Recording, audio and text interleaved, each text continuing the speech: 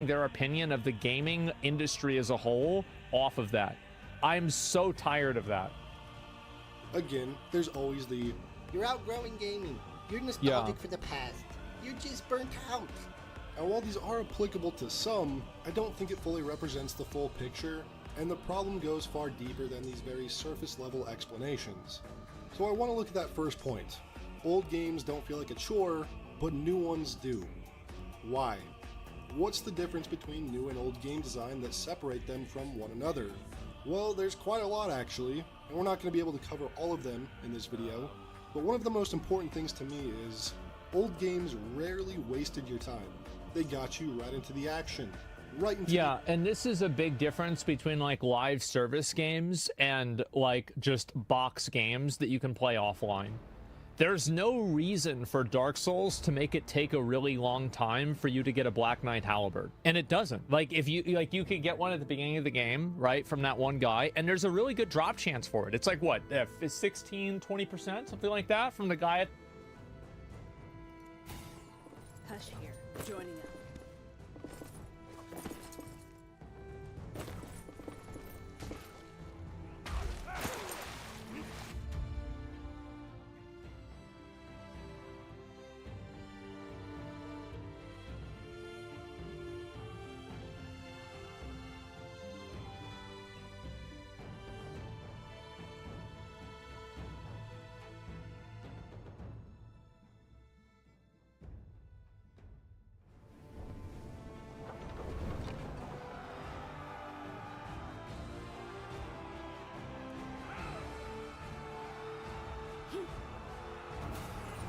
Let's try something new.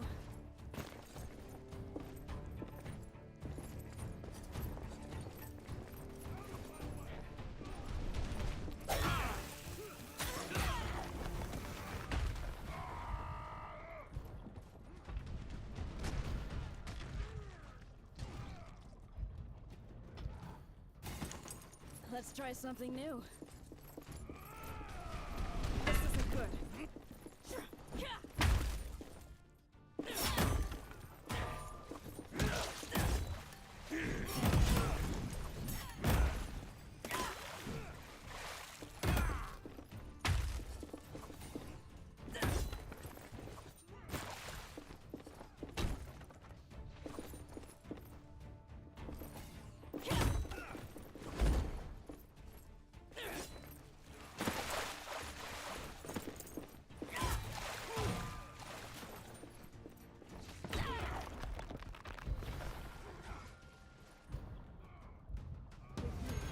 Another chance.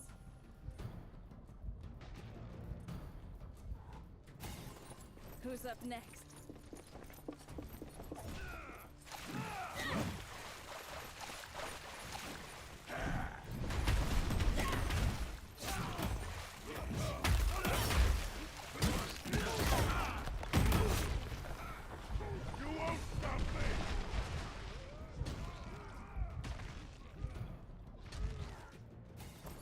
Who's up next?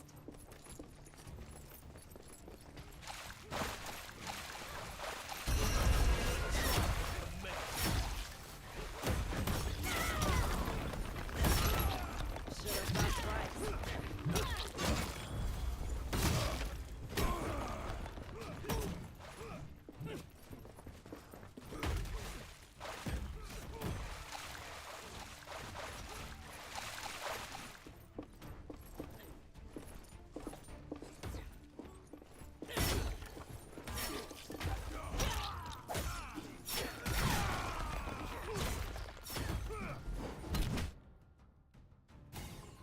Let's end this quickly.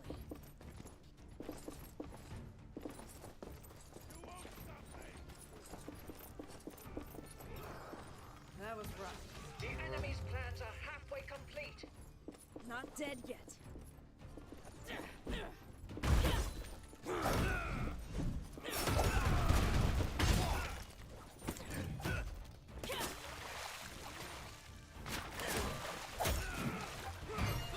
The enemy has made it halfway.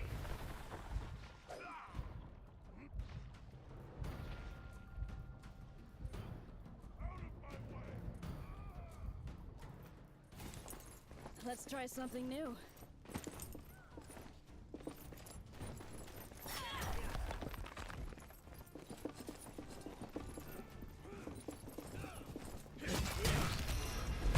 Am the flame. Better find some cover.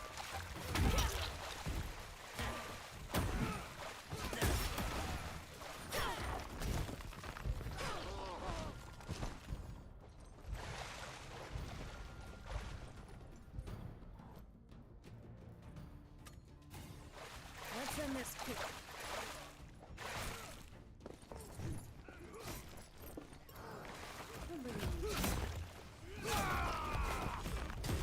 Not dead yet.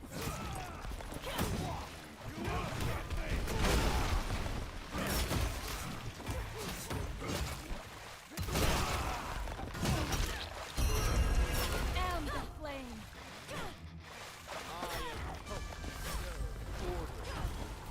Ready for some revenge? Vanquished a powerful foe.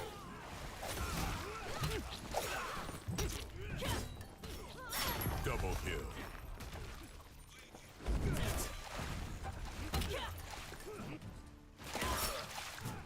Triple kill. You are the avatar of death. Quadra kill. You have vanquished a powerful foe.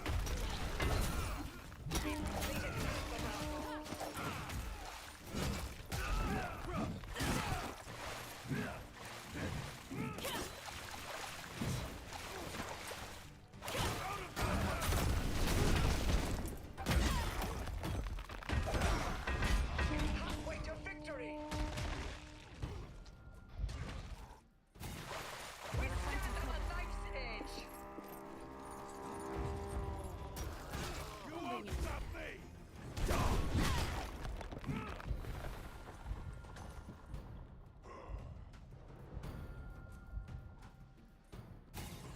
Who's up next?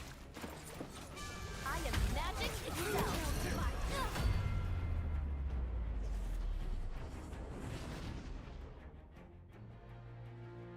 A disappointing loss. I should have planned for this.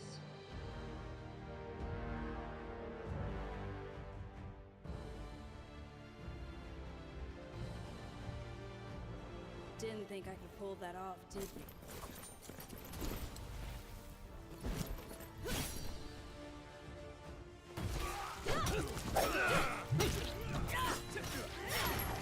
Double kill.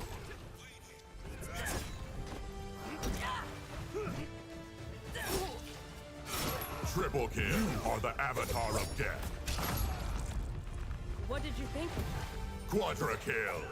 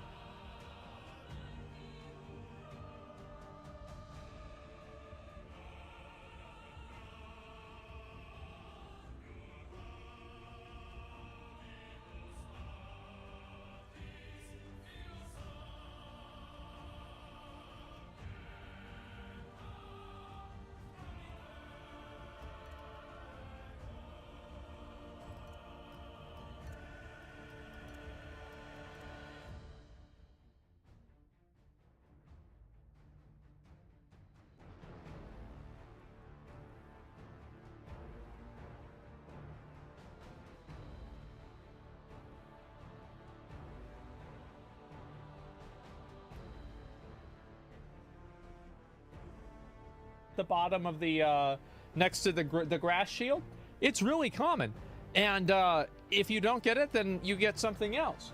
And like, think about Monster Hunter. The rarest items in Monster Hunter take you a fraction of a time. Actually, I don't know about the rarest items, but it's like, that's some of the decorations. But like, for example, getting a mantle for like a hard boss, this is a fraction of the difficulty that it takes to get something in a live service game. Because live service games win based off of making you... Hush here, joining up.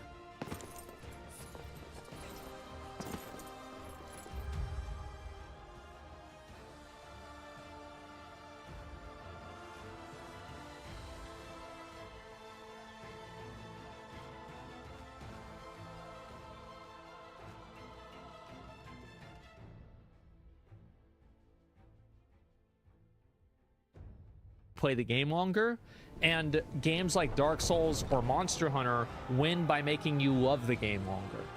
And that's...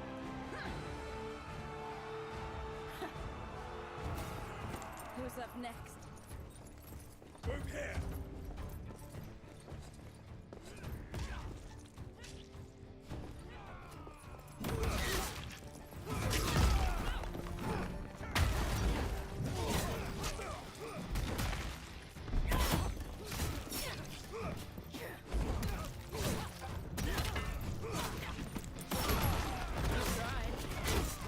Of course it's down to me.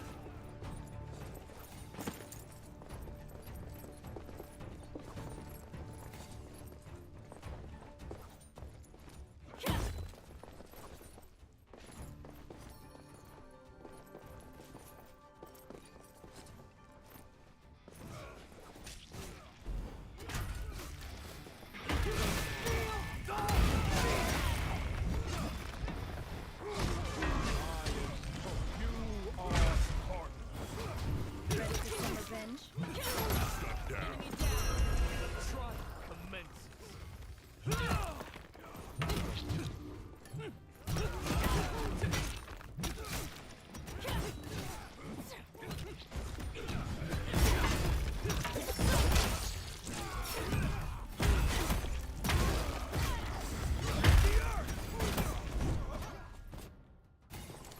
Let's try something new.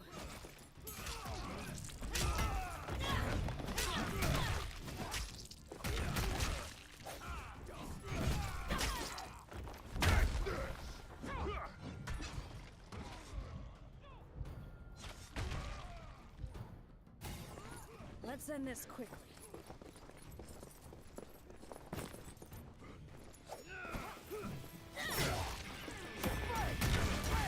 Tired of the flame. Here I come.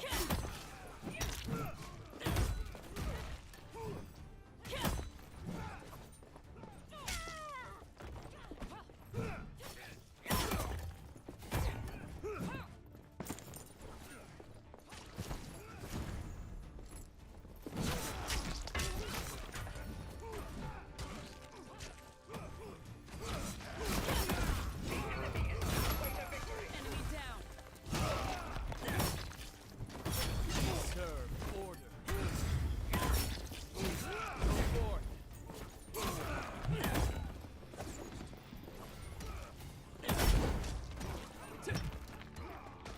The enemy's plans are halfway complete.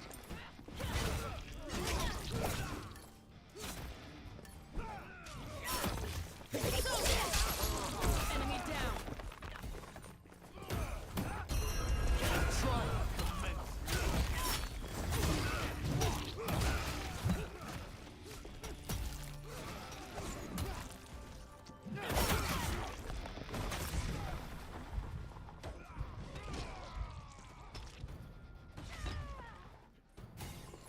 Who's up next?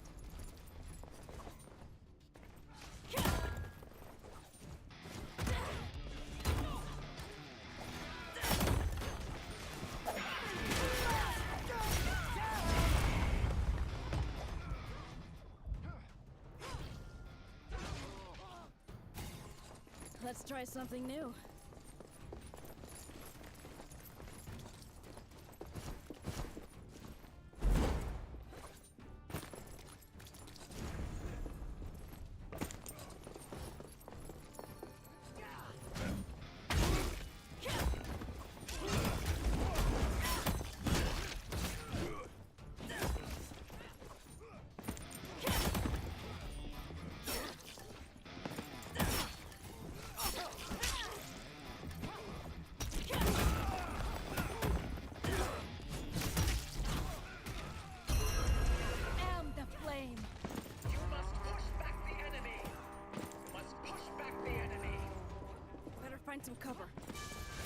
Try to serve order.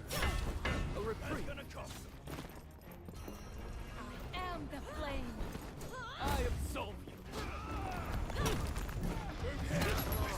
You are judged.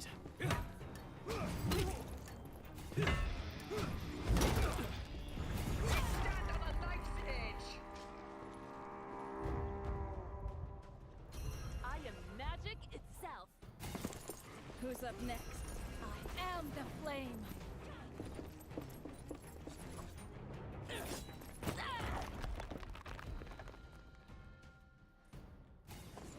Let's end this quickly.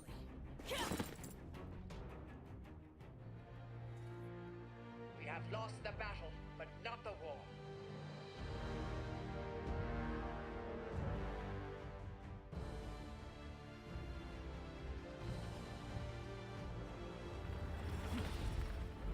A victory worthy of one such as I.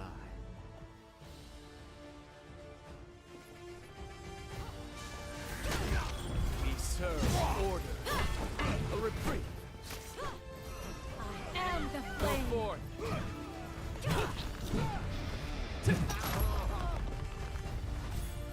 You are judged.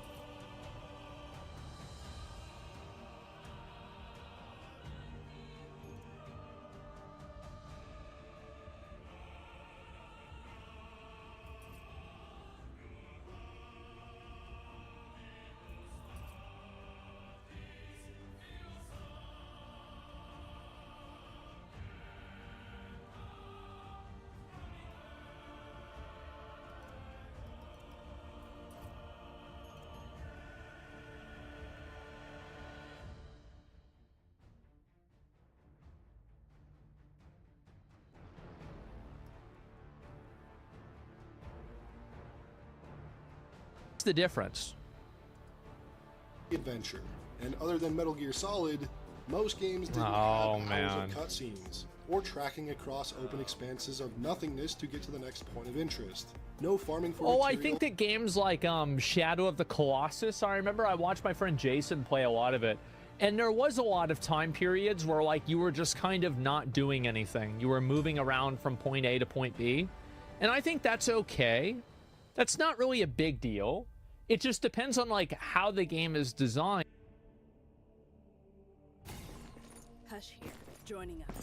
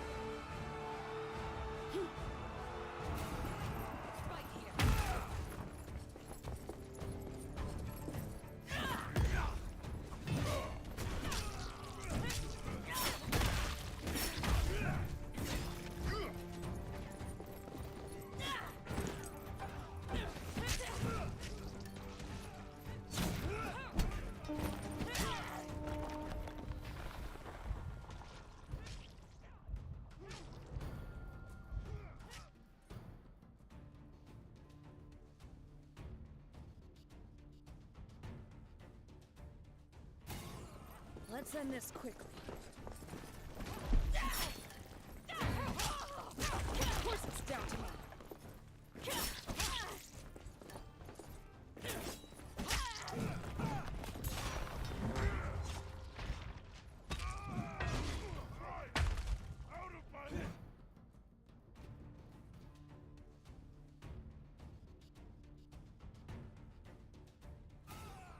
Let's try something new.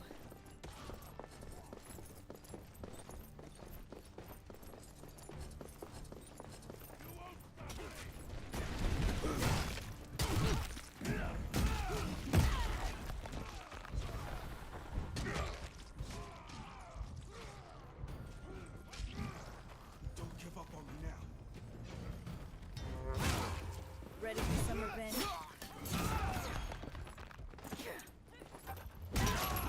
Enemy down.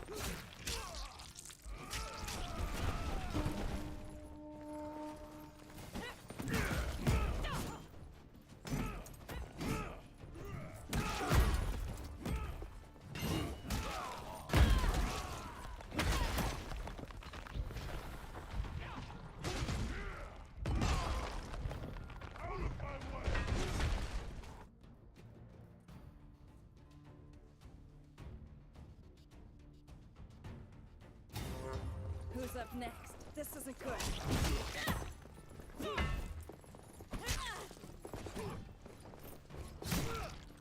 Be careful over there.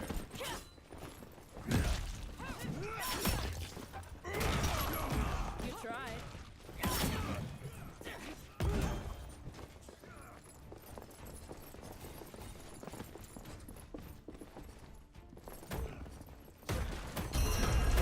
Am the flame.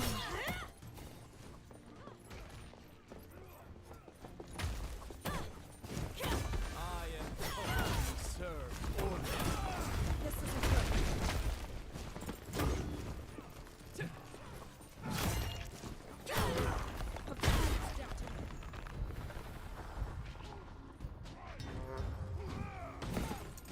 Not dead yet. Allies shut down.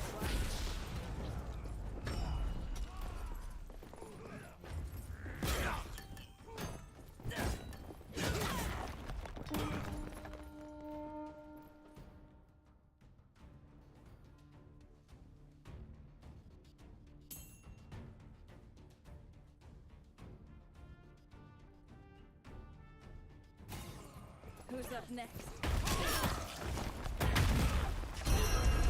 Am the flame.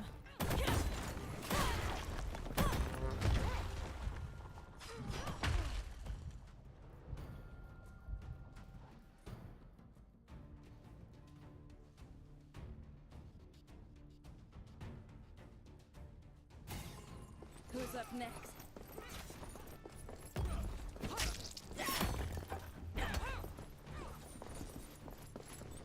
This way.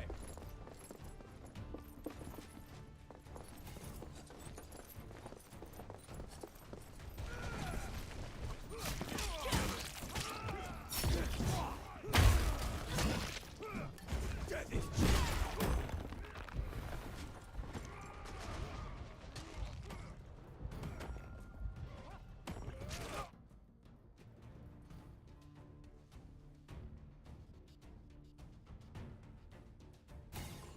Who's up next? Dark Gale is here.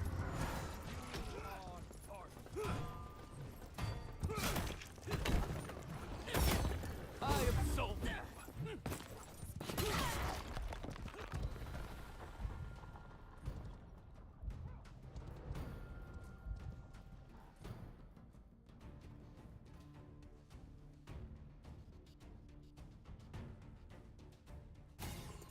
Let's try something new.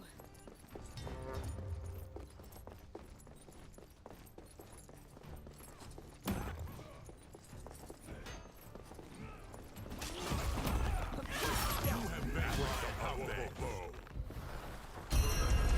Trial commences.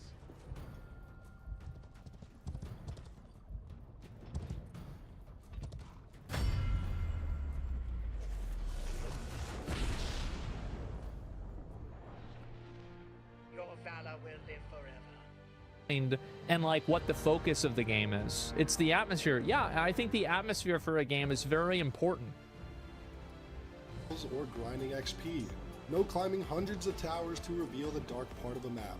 And most importantly, nobody said things like, You gotta spend at least 20 hours in this game before it gets good. You know, you could tell Well, right they said away that about MMOs back in the day, and nobody plays them anymore. if a game was going to hook you.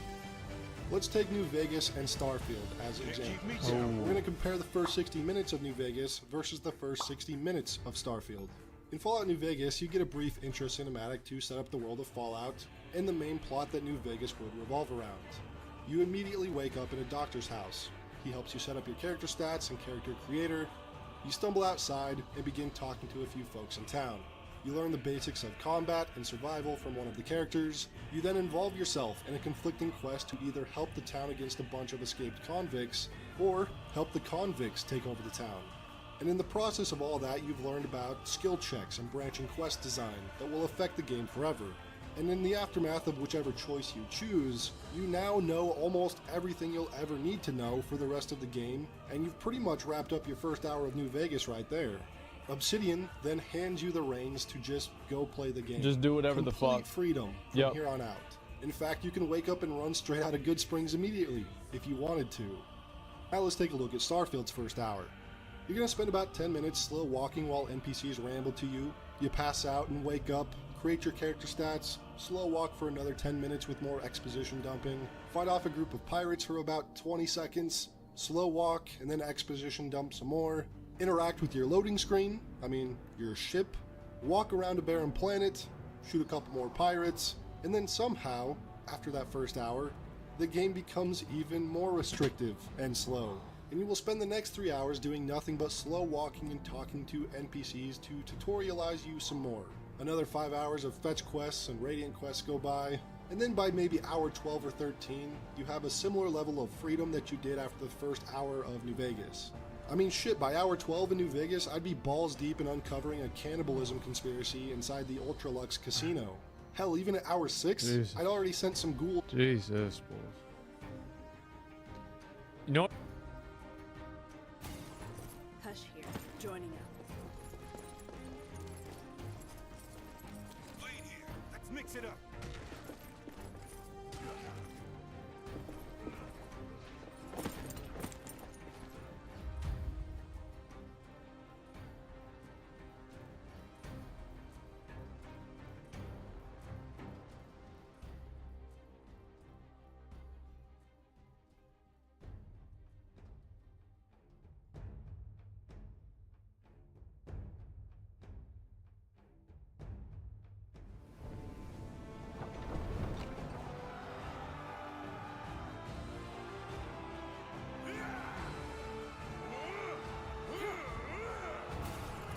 Let's try something new.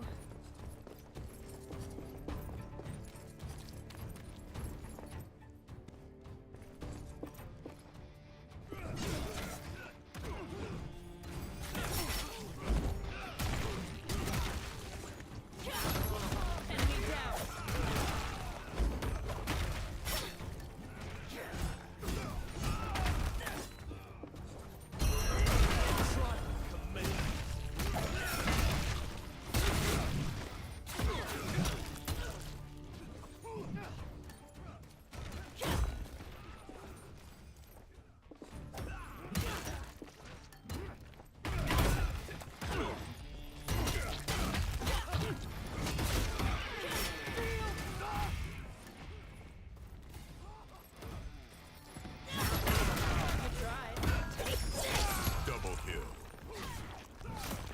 You are the avatar of death. Who's up next?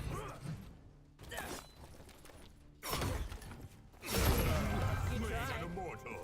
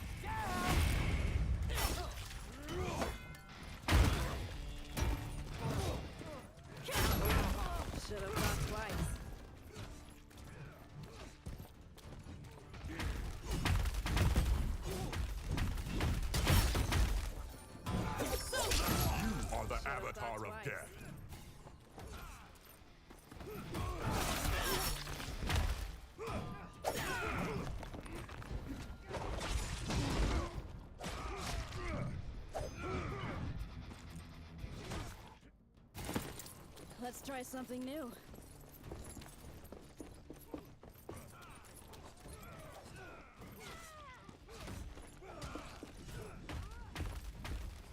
I am magic itself. And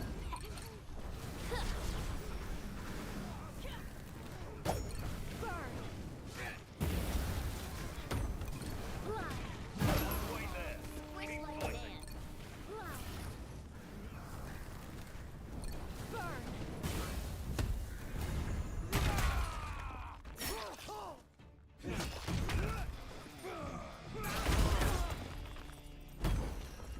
We ride.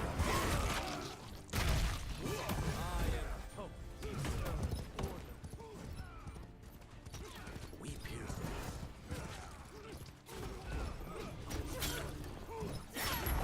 Enemy down. We pierce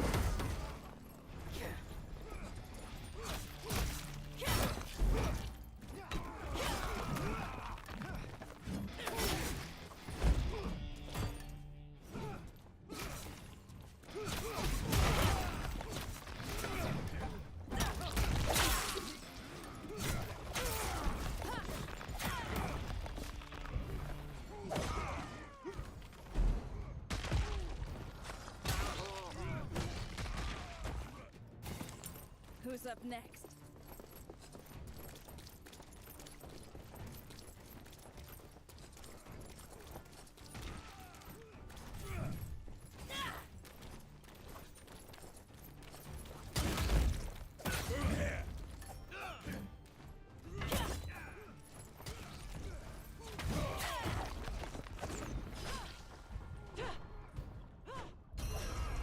Am the flame. Let's end this quickly. The enemy's work is halfway done.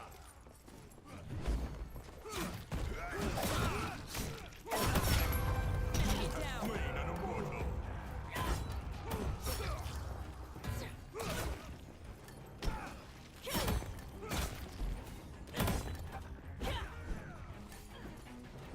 You have vanquished a powerful foe.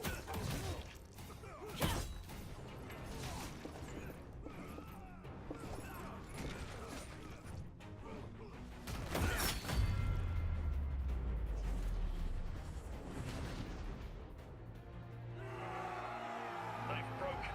Victory is ours.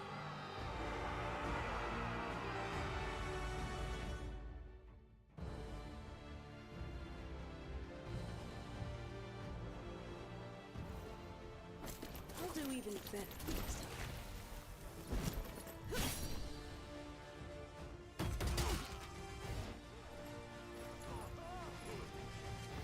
You tried. Take this! Double kill. You are the avatar of death.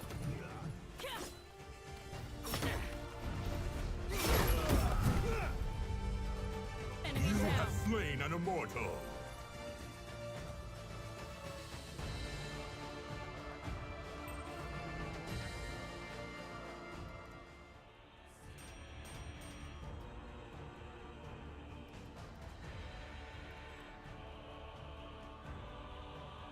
What YouTube should do is they should categorize every Starfield video as ASMR. They should make it to where, like on Twitch, if you play Starfield, you're in the ASMR category.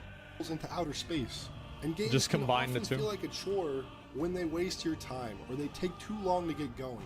And even when they do get going, it's not that good. And while not everyone feels like Starfield is a chore to play, I think it's more than safe to say that Starfield has been a very large disappointment for many, for this very reason. Sure. If you want to explore, you'll have to go to your menu, zoom out of the planet, zoom out of the star system, navigate to a correctly leveled star system and fast travel. Then you watch a loading screen, a landing animation, and walk in a straight line for 3 to 5 minutes until you reach a point of interest. Unfortunately, none of these points of interest are interesting.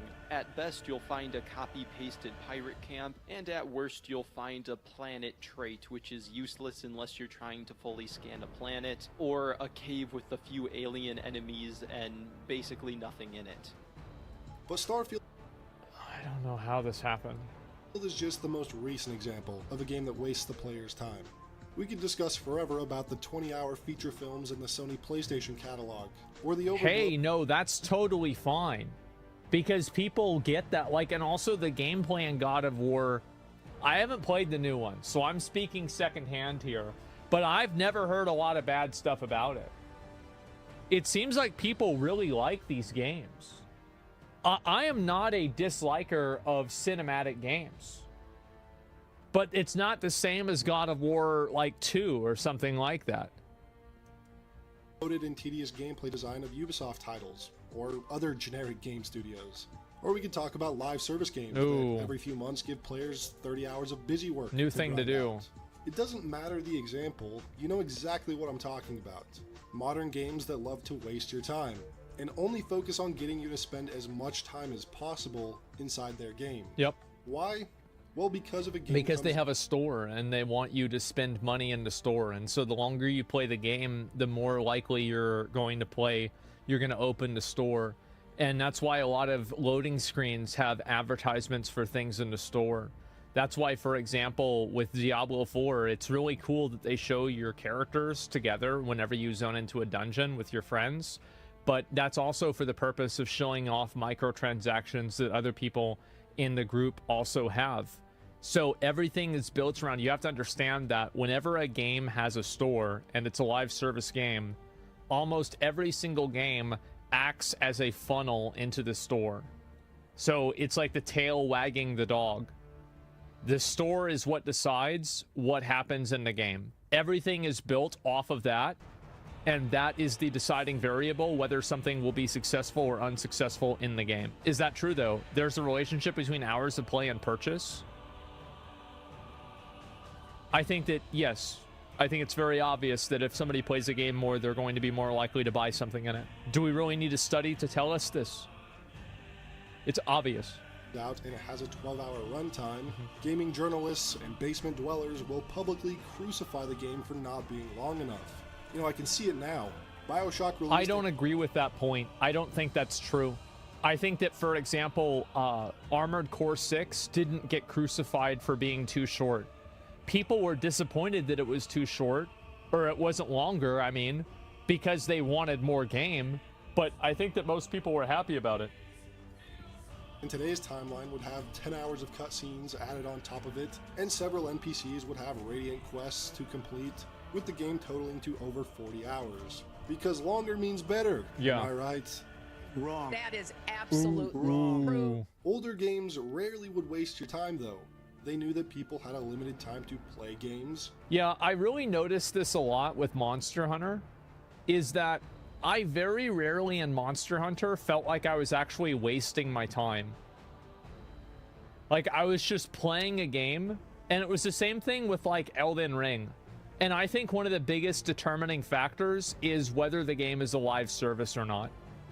Because live service games profit whenever you play the game more, so it's in their interest to waste your time. And games that aren't live service don't do that. Now, there are great live service games that don't do that, but there aren't as many of them. And that people are interested in playing other games. You know, I can play Assassin's Creed 2 over a weekend, maybe like an extra evening on a weekday too. And that's awesome.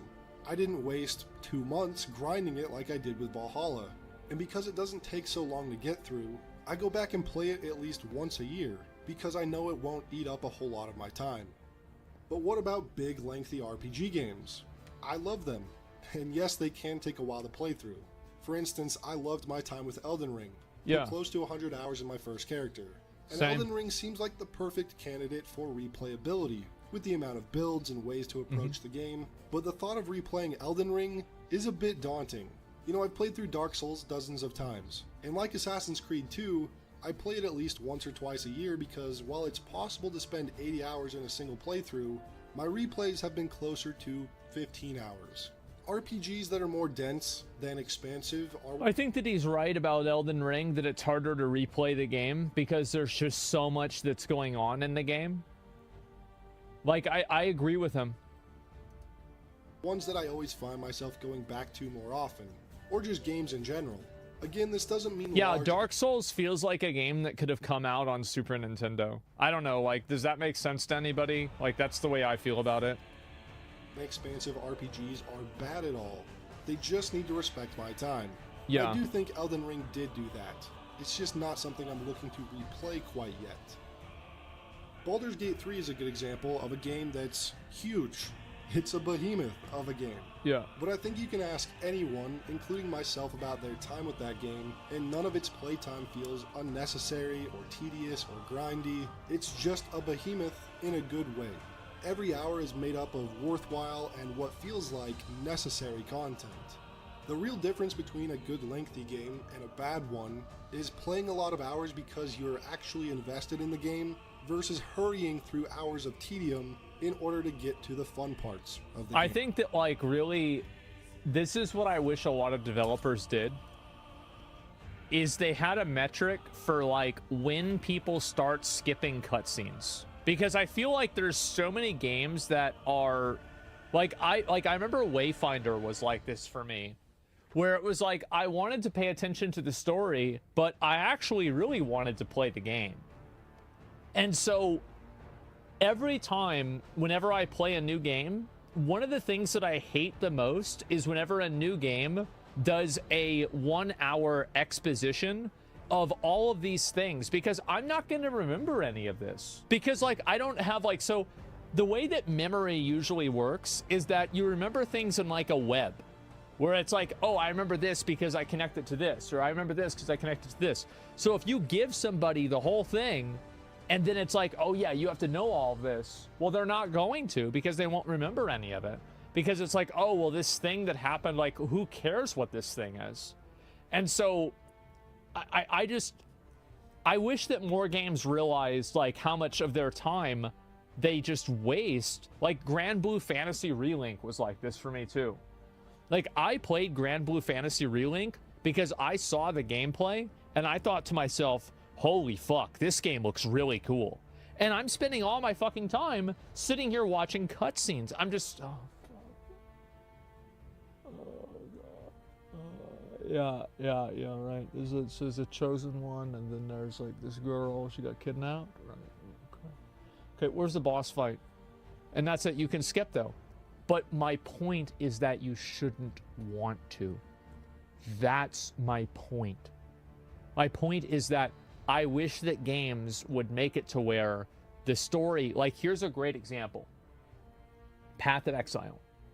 I love the story in Path of Exile because whenever you click on the lore items in the game, you can continue playing the game while the lore is playing and you can listen to it. That's fucking awesome. I love that. There are times in modern games, especially live services, that I would often be thinking about the literal chores I need to do in between the fun. Doing all the live service style bullshit. Did I play this hours one? of tedious quest I don't know design if I did. and more hours of Destiny inventory management. Played a game that was like I was that. mostly relieved when I finally stopped playing the game for the night. Maybe 30% of my time in the game was actually having fun. Really? Grinding for XP and materials to advance isn't a massive problem if the grind is reasonable. But we all know that in most games... Yeah, no, I feel like, so games that I feel like the grind was fulfilling and fun.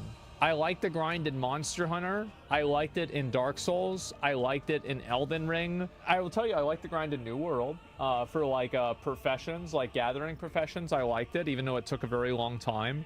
It was like a much more long-form version of it. I like the grind in Pow World. I think that was fun. What was it? Enshrouded, the grind has been really fun. It's reasonable.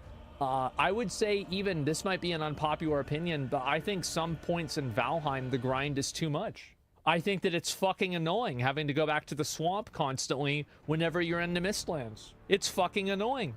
So yeah, there are games that the grind is bad that aren't live service, but overall, I mean, fuck. Valheim's a great game. I totally recommend it, but that's just one thing that I don't like about it. That just isn't the case. And again, the grind is always extended not for the player enjoyment, but to either pad out runtime in a game or make you invest more in order to become addicted.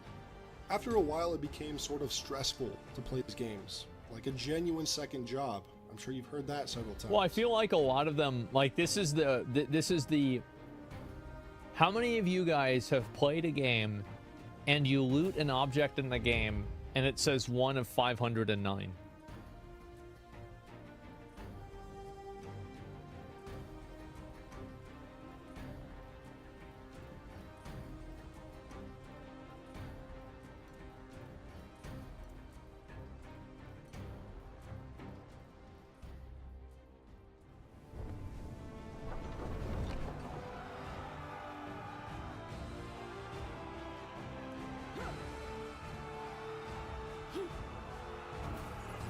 Let's try something new.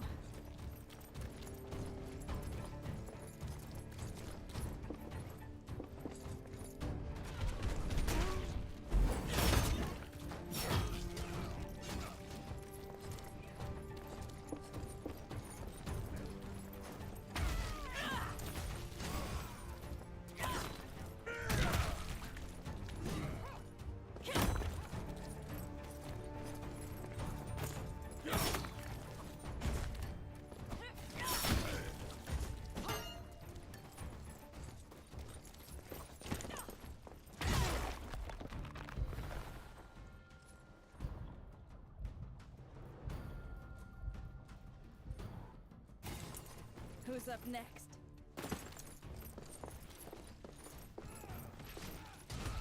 Find some cover.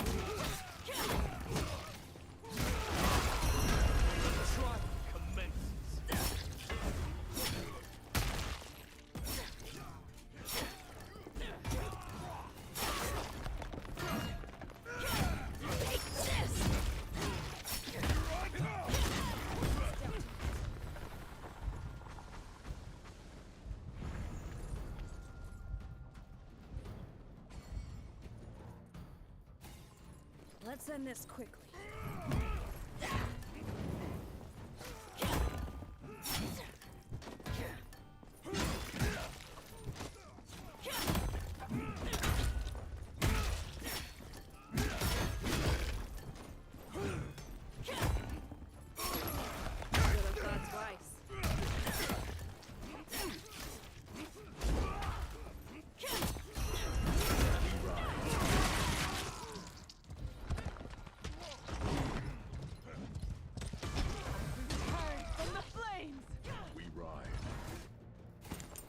Who's up next? The enemy is halfway to victory.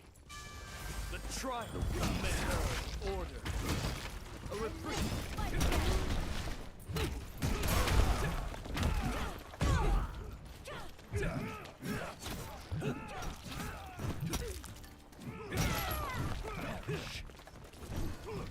Sanctuary.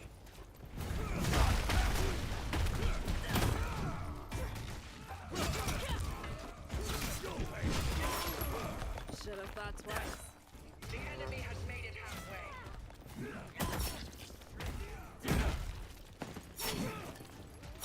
Double kill. Another You for the are prize. the avatar of death. Triple kill. What did you think would happen?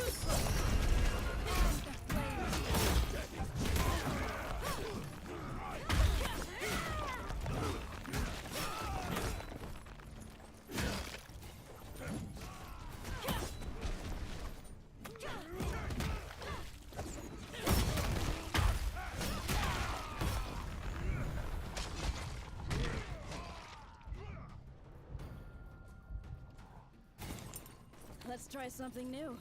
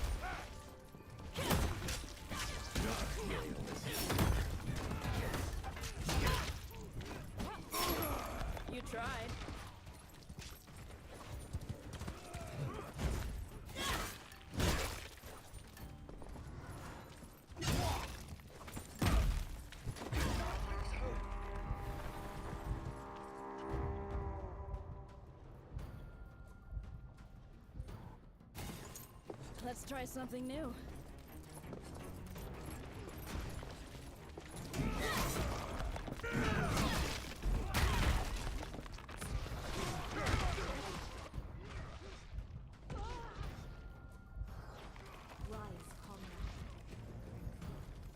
Moments away from victory.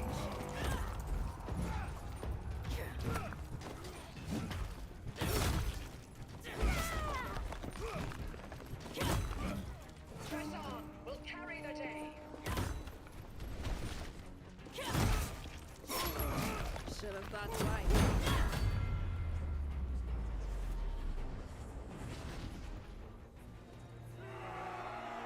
We are victorious.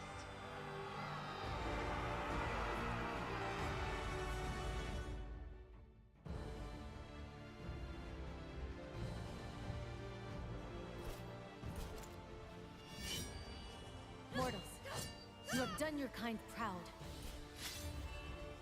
Yep. Whereas I got all. Triple games kill. made with genuine intentions, I always find myself Quadra truly kill. invested into because I Terrifying. wanted to be, not because it You have required me slain to an be. immortal. Games like these tend to consume my Avatar thoughts of because death. of the world, the characters, the badass builds I'm experimenting Yeah. with. I become obsessed with it. Not saying it's healthy for a game to consume your life in that way It is. either, but at least you're genuinely enjoying the Completely game healthy. because of the game, not because you're trying to check off a to-do list. Moments in games like, ah shit, I failed Siegmeyer of Katarina, and I have to relay the bad news to his daughter. I wonder where she is. And then I spend several hours playing and adventuring, thinking about Siegmeyer's story, and trying to find his daughter. While also Or you're like me. Oh, you mean the fat guy? Yeah, whatever happened to him? Oh, wow, it's a new boss. Let's go get it.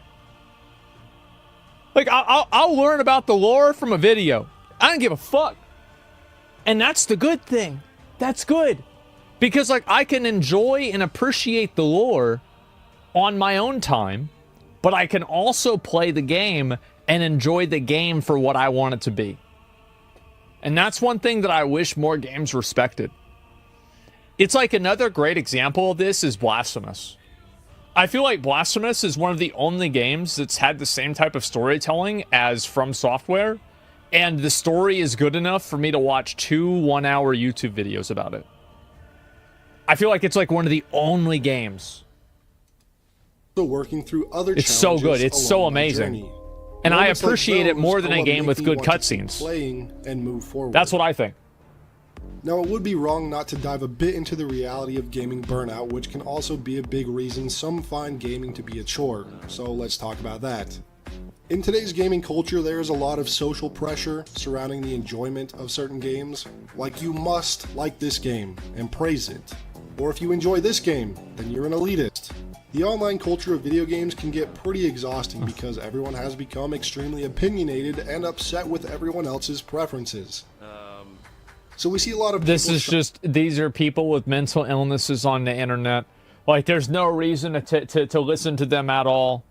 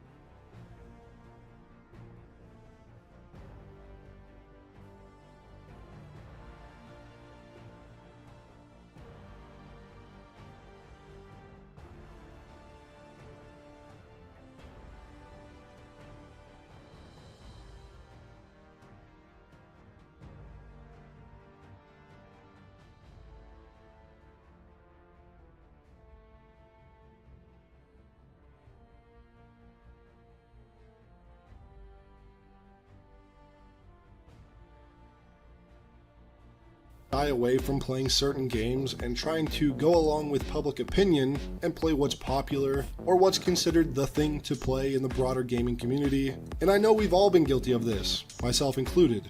I've played I'll play games because they're popular. I definitely will. Games where I really just pushed through them despite not really enjoying the experience. You know, they just weren't for me. And they ended up being a chore to play through. And it's easy to get caught up in this, I must play this because everyone online is hyping it up idea. I used to have the vibe of like, I thought, oh man, I'm never gonna really like a game again. I'm never gonna have an experience like I had in Ocarina of Time, Link to the Past, Super Mario World, World of Warcraft the first time, and then I played Elden Ring.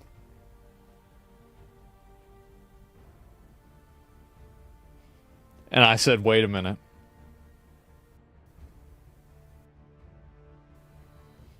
And I said, wait a minute. It's not me, it's you. I said, nope. That's it. No, it's got nothing to do with getting older. But some games just aren't going to click with you, and that's okay. Dark Souls 1 was the same, I've had too. To get used to finding the difference. Elden Ring was like much more I was aware of, though. Slogging my way through them for the sake of saying that I've done it. At this point, for myself at least, if I'm not feeling a game after the first few hours, I'm not going to force myself to see it through just to say I've done it. Yeah, that's so weird to me. Like, every game that I've always really enjoyed, there's been almost no game that I hated at the beginning, and then I then grew to like it. I feel like almost every single game, I hated it at the beginning, and it was bad. The idea that games should get good, no. A game should be good at the very beginning, and if it's not, it's a bad game. Burnout really can set in when you start treating it like a checklist of games completed. But now, I value my gaming time more than I used to. I don't feel as much of a need to be that gamer that's played everything. And I've been better off for it with that mindset shift. The best part of D4... Gaming burnout can also just come from... the best part of the Diablo 4 story, and I'm going to give you guys a hot take, I think the only good part of the Diablo 4 story is the intro. I think everything else about the Diablo 4 story is so cringe. It's so formulaic. Like, it's better than Diablo 3. Oh, wow. But it's like, oh, well, Inarius, it's like the bad guys are the good guys and the good guys are the bad guys. Wow. Daring today, aren't we? Holy fuck. Just the story wasn't that interesting. It just wasn't to me. There were only a few good parts of the story, in my opinion. I don't get why we killed Lilith still. Well, because Inarius was telling the story and you didn't get her perspective. That's why. Of Tyrael? Yeah, the only good part after the beginning was whenever the guy at the end died. From, like, he got too close to the pillar and then the guy just killed him from the pillar. That was the only bleak, fatalistic point that reminded me of the same vibe that Diablo 2 had. Everything else was just cinematic garbage. Spoilers? Too bad. You should have played the game. Simply because of sunk cost fallacy, where you feel like you just can't. That was so dumb. I know. Usually a live service one because of the hours you put into it. But sometimes you just need to hang up your hat and call it quits if you aren't. That's why I liked it. That you once adored. Sometimes you are the problem. But all that being said, I do think objectively many games released nowadays, same as most movies and entertainment.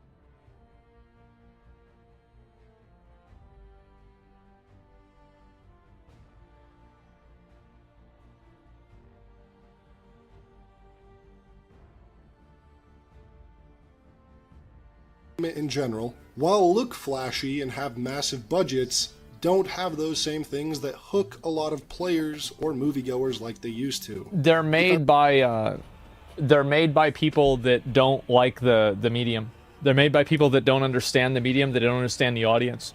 And so, like, whenever they make a game that they think gamers will like, but they're not a gamer. So it's like, how can you possibly do that? That really wastes my time. It's The Witcher show. And that is not a problem with the source material that it's based on. Source material is fantastic. I highly recommend you read the books. But don't watch the fucking show. Talk about a piece of media that wastes your time. Or what about a game like Back 4 Blood?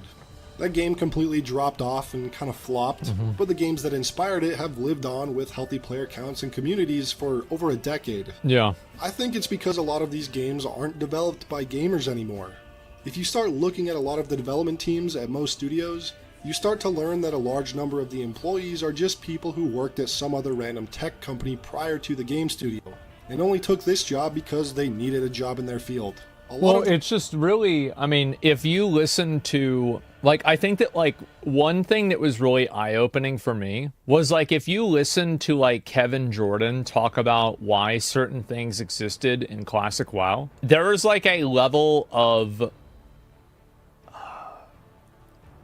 like, fucking, like, I'm trying to think of the word for it, a level of competency and fundamental human understanding that with a lot of developers, I hear them talk about the game of insight. Yeah, there's a degree of thoughtfulness and insight that doesn't exist with a lot of developers. And you can see that with, like, for example, you know, Chris Wilson doesn't really do quite as many interviews, but like Jonathan from PoE2, the guy with the glasses, you listen to him talk about the game, and it's like, yeah, this makes a lot of sense. Yeah, for sure.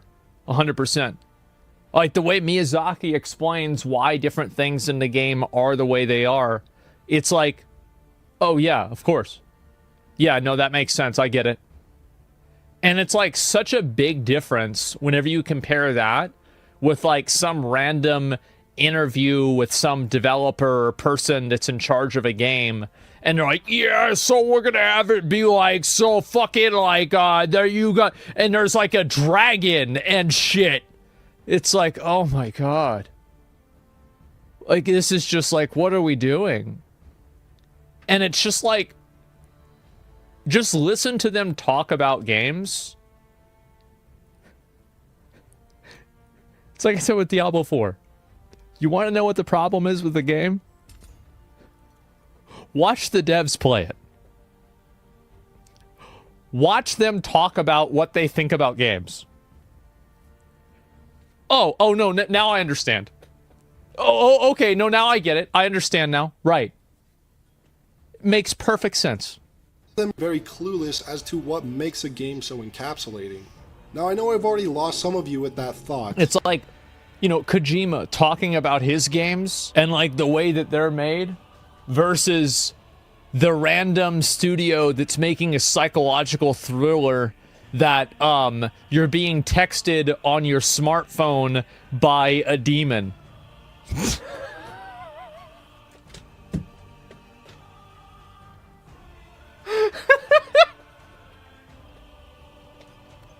What a bunch of fucking trash.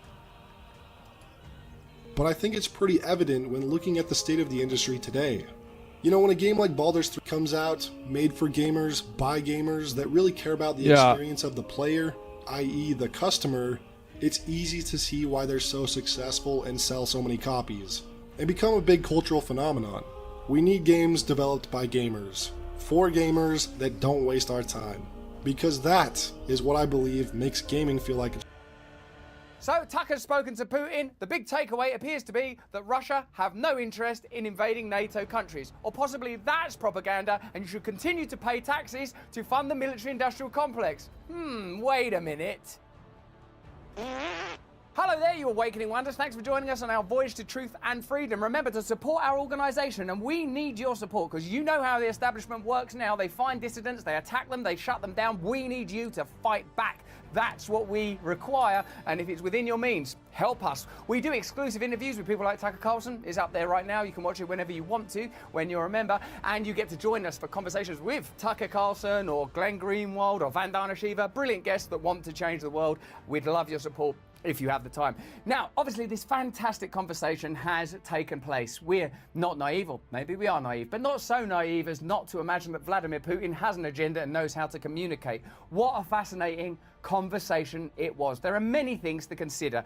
The right of any nation to have their own history, the complexity of the concept of a nation. For example, look at the relationship between the United Kingdom and Ireland, and the times in history where people in the United Kingdom would have said, but Ireland is part of our country. Or the relationship between the United States and Mexico, which once included Los Angeles and Texas. Or indeed the relationship between the United States and the people that lived there before the arrival of European settlers, many of whom were from my country. History is complicated. The relationships between nations are complicated. A nation is in itself, of course, a construct. So, of course, there are going to be different inflections and impressions of something that is willed out of the imagination. One thing's for sure, Vladimir Putin regards this as a regional dispute, essentially a civil war, and he regards the support by America of Ukraine as comparable to if Texas seceded from the United States, which is a possibility. Texas might one day say, do you know what, we've had enough of you lot, we're going to run Texas independently, and then imagine if Russia started to arm Texas. Now, I'm not saying that's the only perspective available to us. There are countless perspectives, and certainly, as we've always said on this channel, the rights of Ukrainian people to live and not be bombed must surely be paramount. The complexity from their perspective, from a Ukrainian perspective, obviously has to be considered. But what is the obligation of the wider world? Is it to continue to pump money into this conflict, a conflict that surely cannot be won without major loss of life and maybe even nuclear war? Or is it paramount that at this point we consider peace? The threat that the legacy media face from this interview even taking place is that you and me, people that they like to control the information we gain access to, are able to look at Vladimir Putin ourselves and go, I don't think this guy does want to invade NATO countries. Of course, I'm not unsympathetic to people of Ukraine, not that, an online commentator's views of any particular importance, but all of us should be looking at this from the perspective of what's the best resolution. And bear in mind, whenever you've seen Joe Biden lobbying for more money that ends up primarily in the hands of the weapons industry, have you ever heard him say, because this is how this will resolve? This will be the solution. Vladimir Putin is offering a solution. Vladimir Putin is saying, if you stop arming Ukraine, this could be over in a couple of weeks. Now, of course, the response to that, understandably, from Ukrainian people would be, you're going to abandon us to this monster? But obviously, this is not a perfect situation. Essentially, the question we're asking is this any of our business, or is our business the business of making money? Let's have a look at some key moments from that conversation and decide for ourselves what we believe. What a novel concept. Tell us why you believe the United States might strike Russia out of the blue. I think what a lot of people loved is that when Vladimir Putin started to answer the first question, it was a half-hour response that explained the history of that region. Are we having a talk show or a serious conversation? Here's the quote.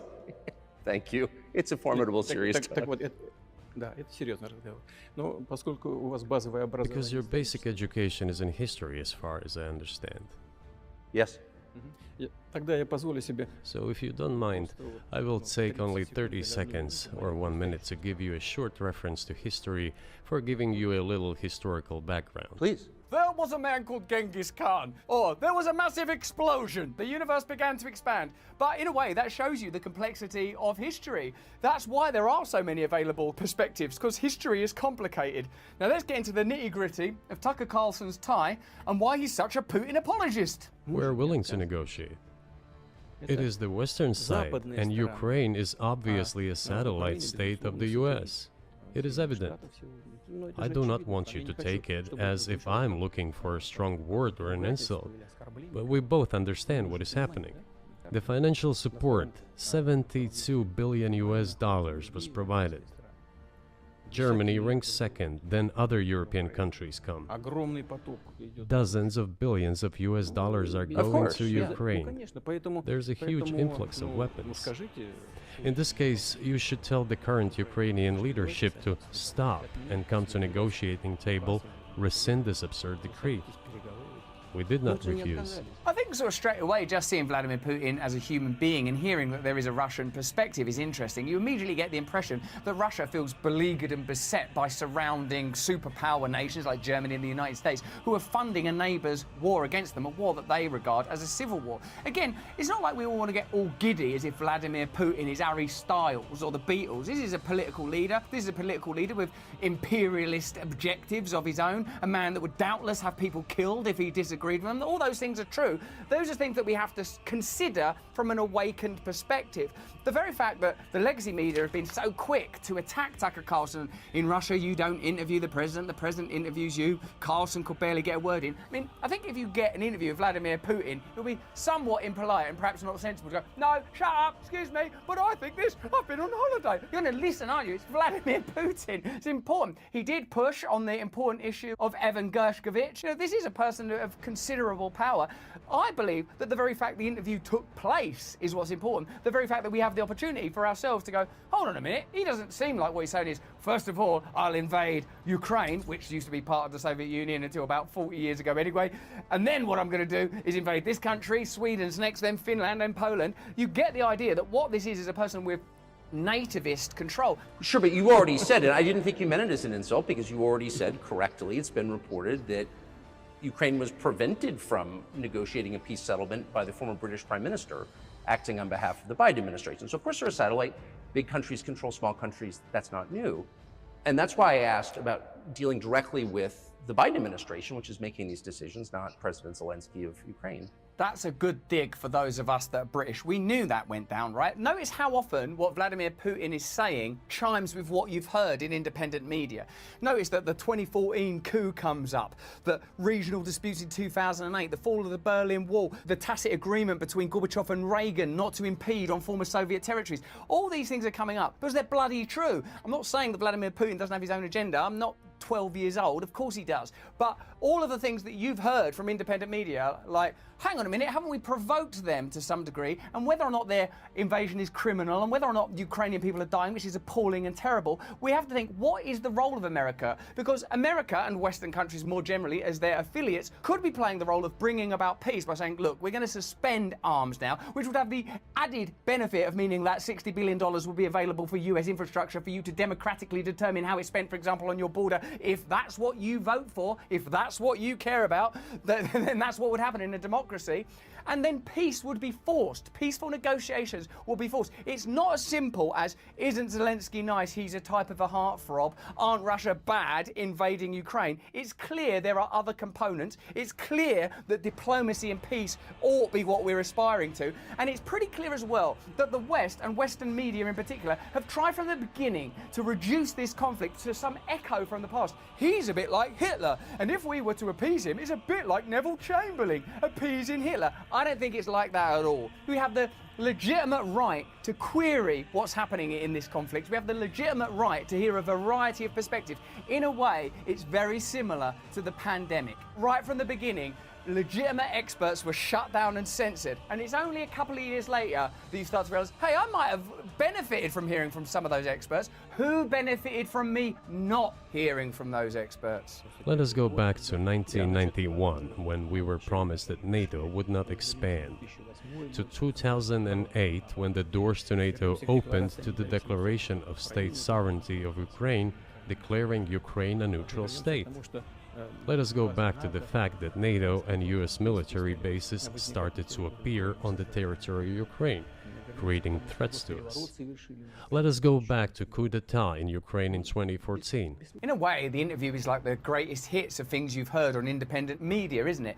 NATO expansionism, ignoring an agreement between Gorbachev and Reagan, 2014 coup, all things you would have heard if you've listened to Jeffrey Sachs on our show, or what you might have to call these days alternative historians. There are broader philosophical conclusions that could be reached, i.e. the right of a nation for self-determination, what is a nation, how is a nation established, how small and decentralized could a nation become in a truly democratic space? Who has the right to determine the history and the future of different ethnic groups that might have all sorts of alliances and all sorts of spats? And most of all, what I feel is emerging from this is we cannot trust the legacy media, we cannot trust the people that want to perpetuate this war. Perhaps you might conclude also you cannot trust Vladimir Putin, but one thing that seems really clear to me, and perhaps this is the key point, I don't get the sense that were the West to push for a peace deal instead of a perpetuation of war, in a couple of months we'll be hearing like, oh, guess what? Russia's invaded Sweden. Oh, guess what? Russia have turned up in Sri Lanka. I was in the Seychelles the other day. You know what happened? It's right, Russia with a bunch of bloody Houthis. Never heard of them until a couple of years ago, but now they're right bastards. As you know, we're very careful to select partners that we know you're going to love. And today I couldn't be more excited to tell you that this episode is sponsored by Hallow, the #1 prayer app in the world. I know this because I use this app every single day to pray the rosary. But there are 10,000. Well, welcome to this talk, and it's really quite an important one, and I'm delighted to welcome Mr. John O'Looney the funeral director from Milton Keynes Family Funeral Services Limited. Real place, real time. John, thanks so much for coming on. You're more than welcome. Thanks for having me on, John. Now, we started talking because we've got a mutual concern about these white fibrous clots that are coming out of the circulatory system of many deceased individuals.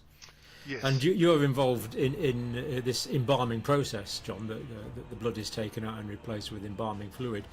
When did you first notice something?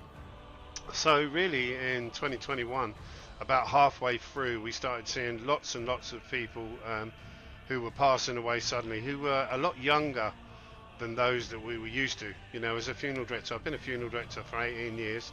10 years I spent working for one of the big main funeral providers. The last 8 years I've worked for myself, running my own funeral home.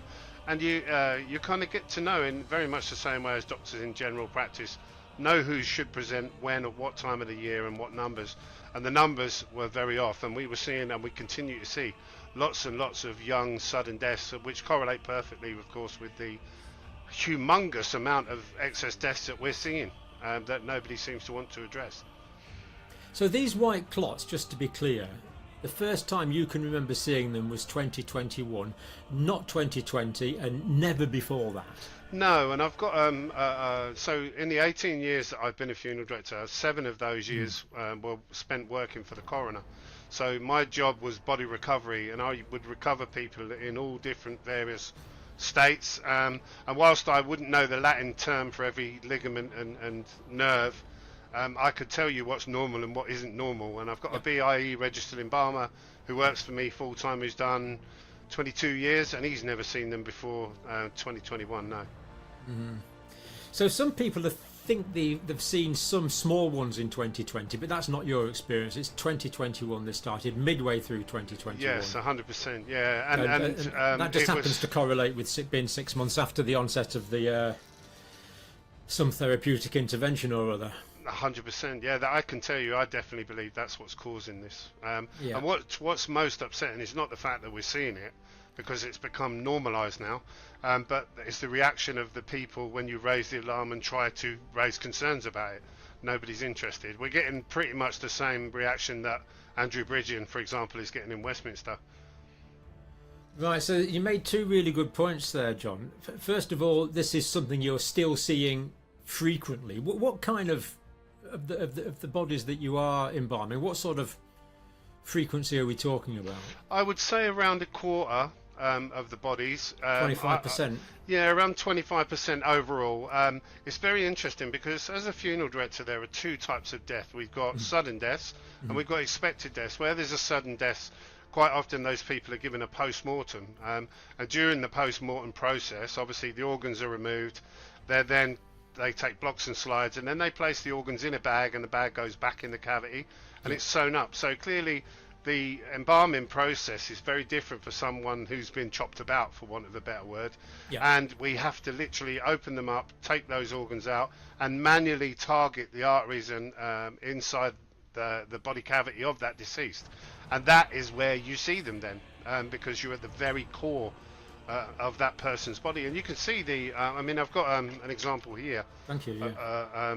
This is a particular sample we took recently from a deceased, and it was taken from the arteries purely because it was an obstruction. We couldn't get the embalming pump in the arteries to put the fluid around their body, and this is why. And it was interesting because I watched what you said a couple of nights ago, or the other night, about them being a cast, and they are exactly that. They grow inside the arteries and veins, and they take the exact shape of those arteries and veins. And what I suspect happening is some people, for whatever reason, be that their blood type or what they've been given, perhaps they're reacting in this way where they're growing this stuff inside them.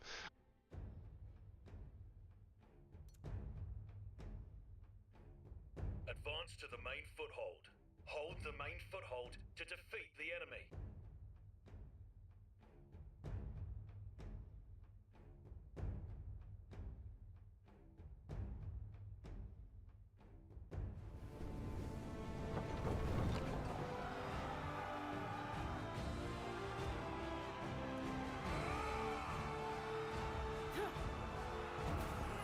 Let's end this quickly. I am hope.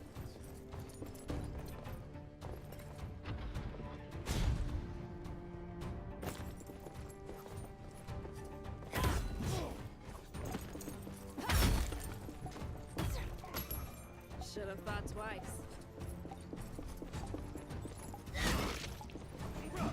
The cannon foothold has been stolen.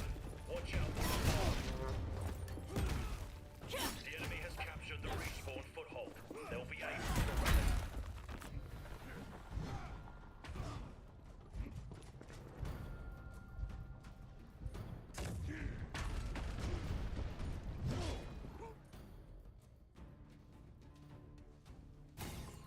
Let's end this quickly. Of course it's down to me.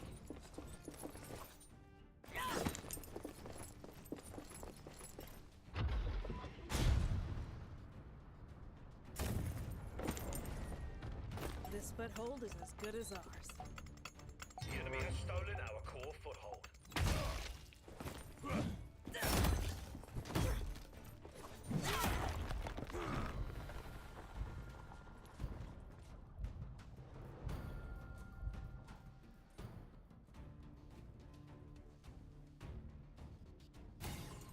Let's try something new. This isn't good.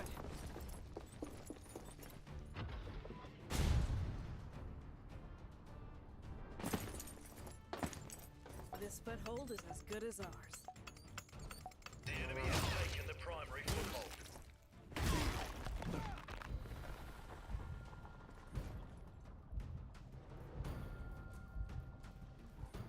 Respawn foothold has been taken.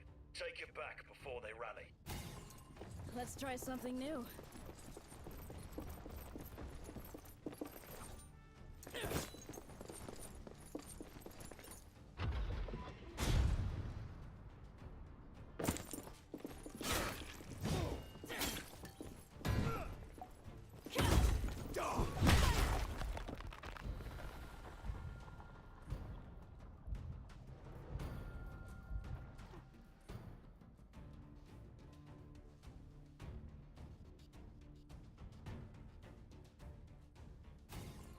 Who's up next?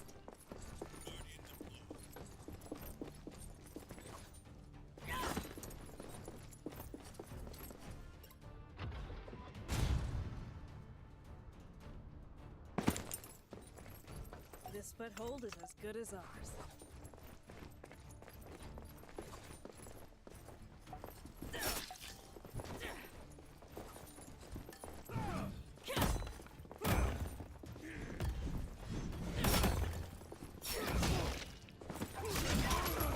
You tried.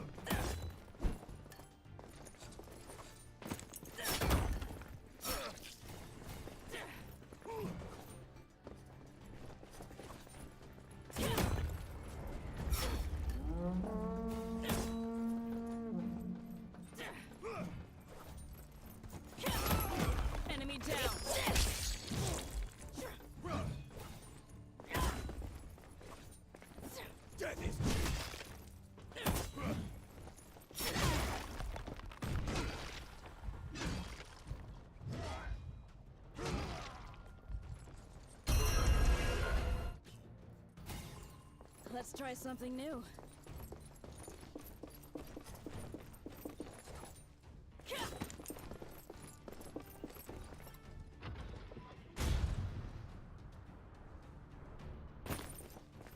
This foothold. The enemy has captured the respawn foothold. They'll be able to rally. The enemy has stolen our core foothold.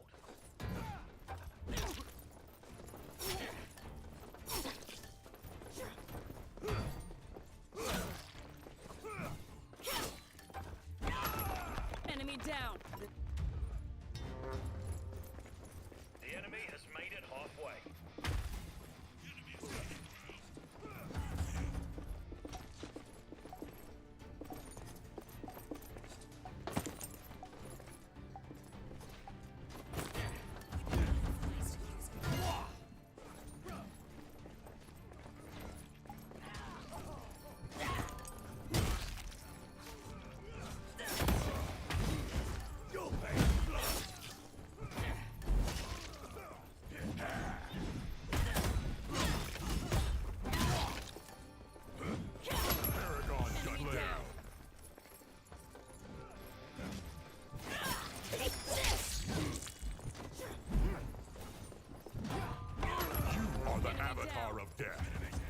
The cannon foothold has been taken.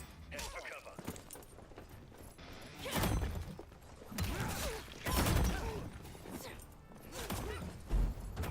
You have vanquished a powerful foe. This foothold is as good as ours. Don't let them break your spirit. It's not looking good.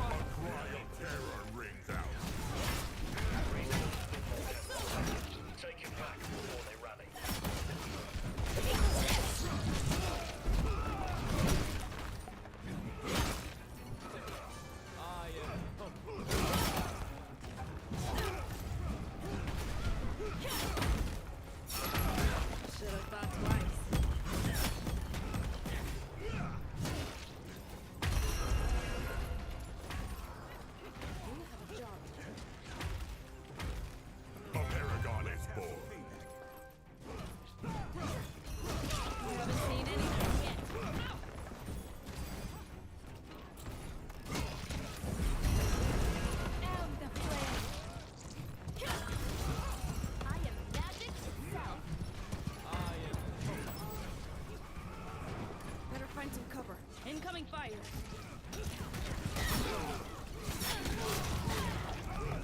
The cannon foothold has been stolen. Watch out for bombardment. The enemy has taken the primary foothold.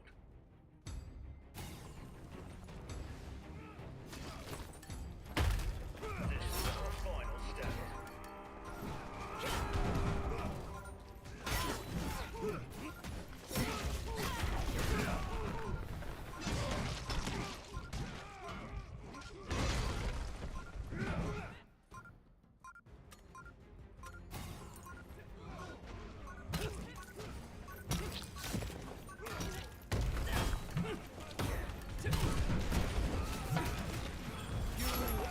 Enemy down!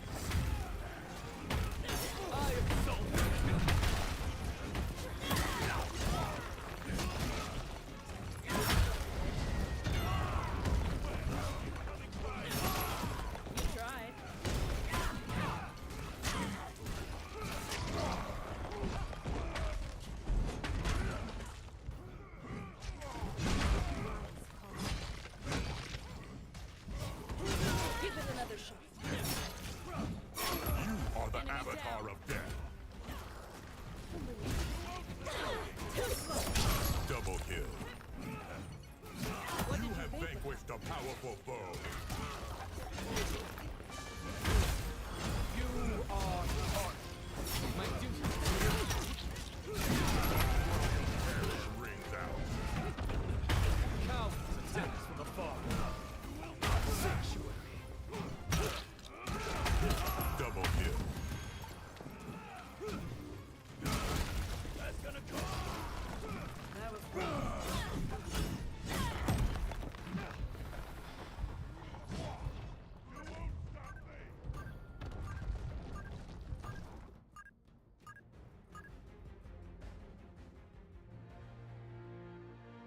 lost the battle, but not the war.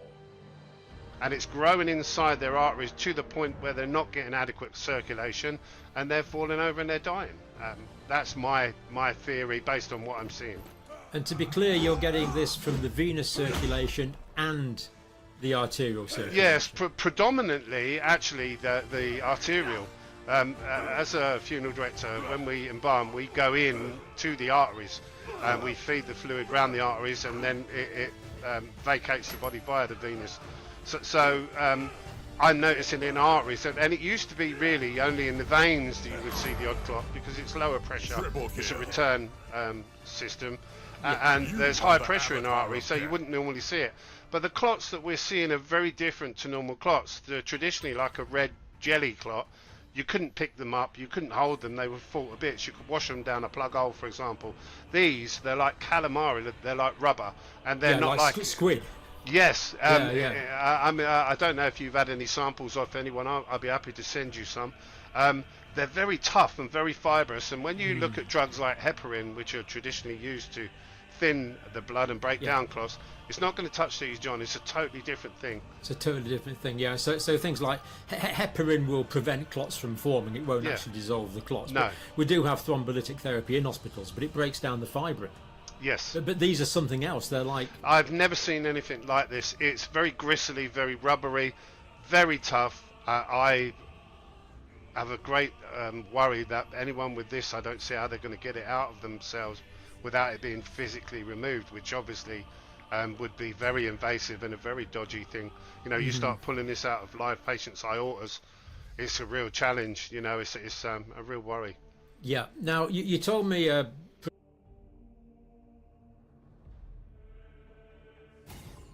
Hush here, joining up. Hatchet ready.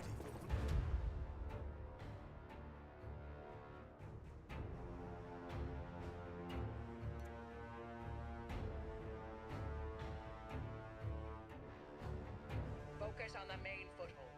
Protect the main foothold and claim victory.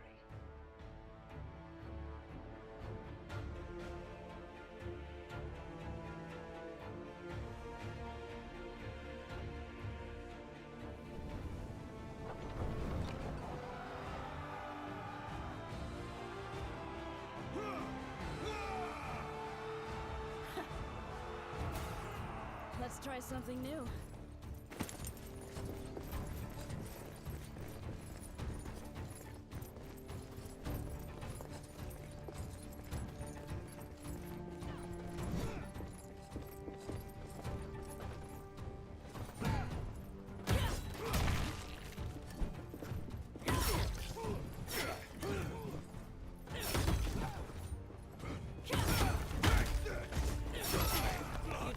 Double kill. Triple kill. Join your friends in the You are the avatar of death. Quadra kill. What did you think would happen?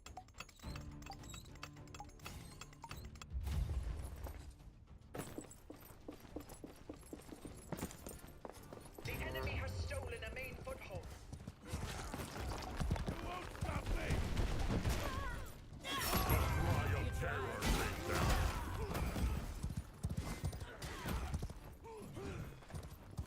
The cannon foothold has been taken. Watch out for enemy bombardment.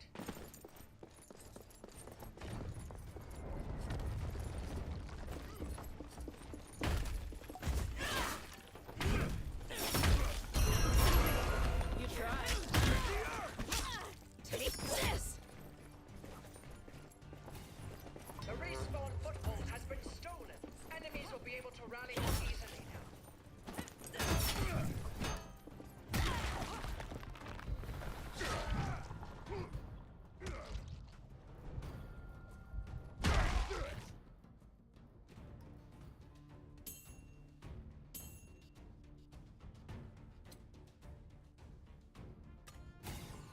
Who's up next?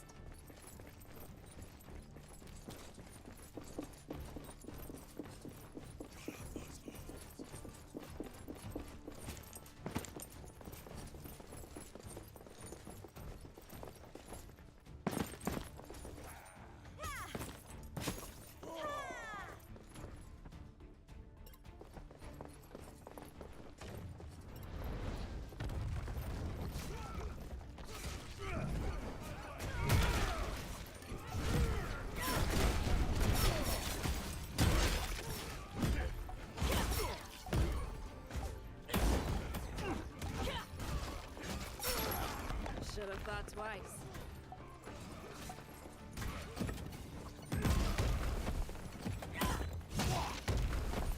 The cannon foothold has been taken.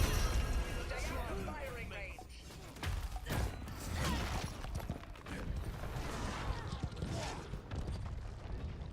The enemy has taken the primary foothold.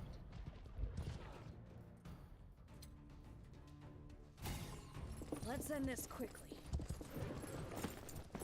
They have taken the respawn foothold. They'll be able to use it as a forward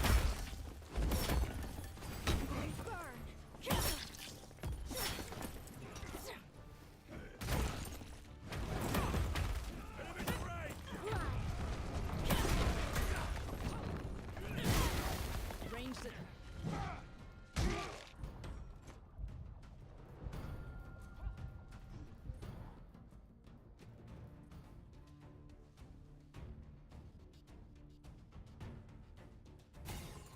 Let's end this quickly.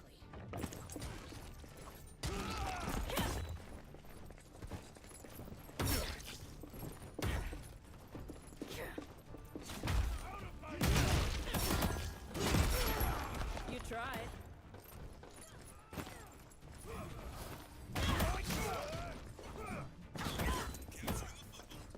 The respawn foothold has been stolen. Enemies will be able to rally more easily now. This isn't good. Should have thought twice. The cannon foothold has been taken. Watch out for enemy bombardment. Shut Should down. have thought twice. You are the avatar of death.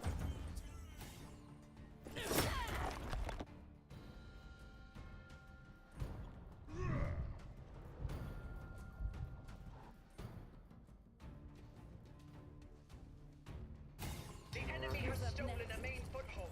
Capturing a foothold.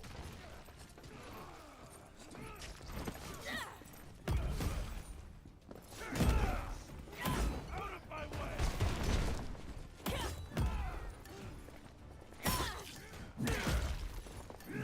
The enemy is halfway to victory.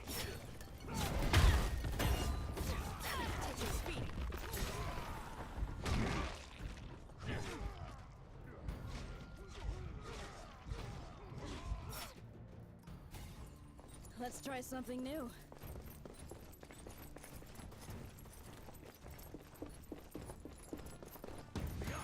That's golden it for ya. That was rough. That's gonna cost them.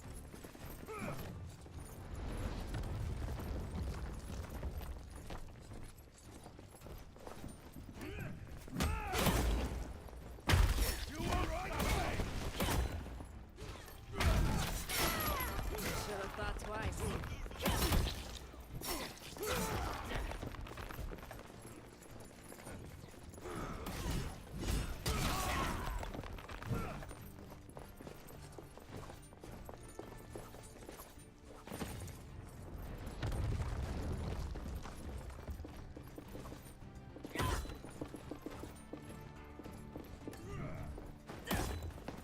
They have taken the respawn foothold.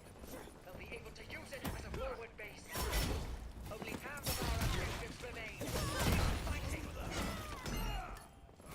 The lead is ours.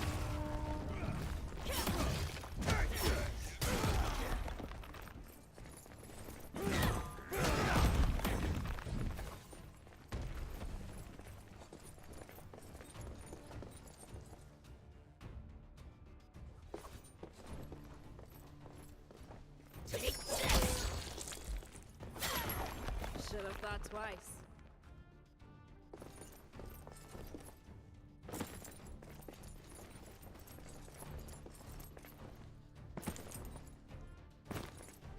The respawn foothold has been stolen.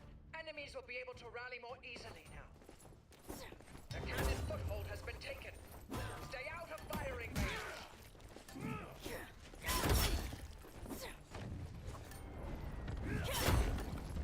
Out of my way!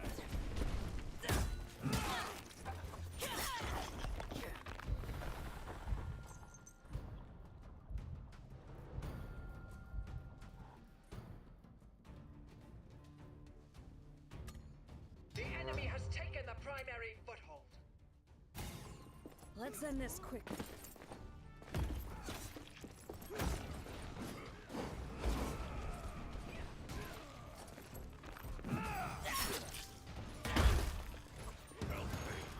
Almost got my man. Better find some cover. Time to earn my pay.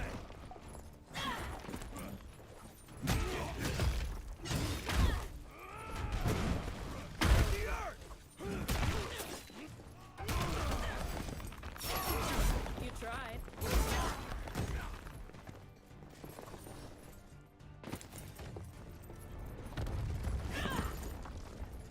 Victory is within our grasp. They're done for. The enemy has stolen a main foothold. Enemy fires upon us.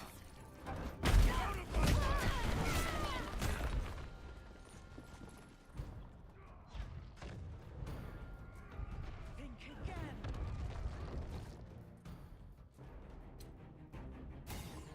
Let's end this quickly.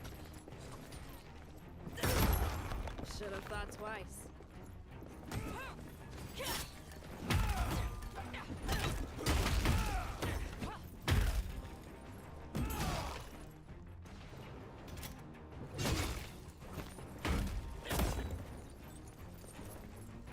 Over here. They have taken the respawn foothold. They'll be able to use it as a forward base. The cannon foothold has been taken. Watch out for enemy bombardment.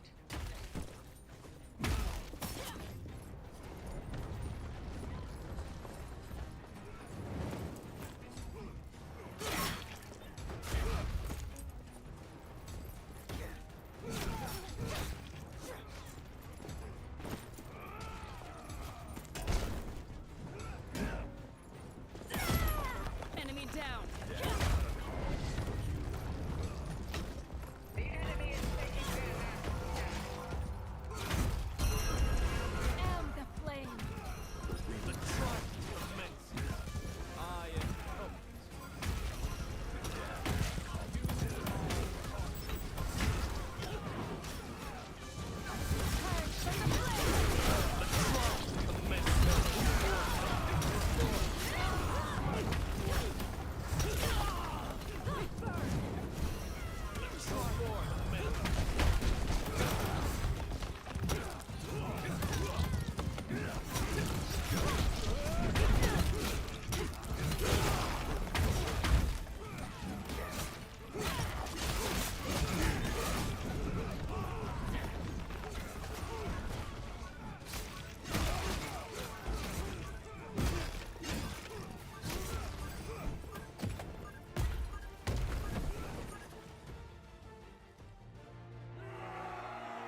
The immortals have favored us this day.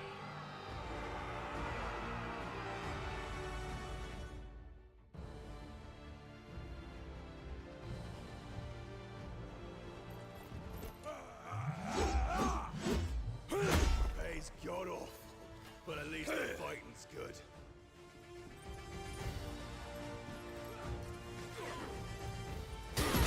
Headshot.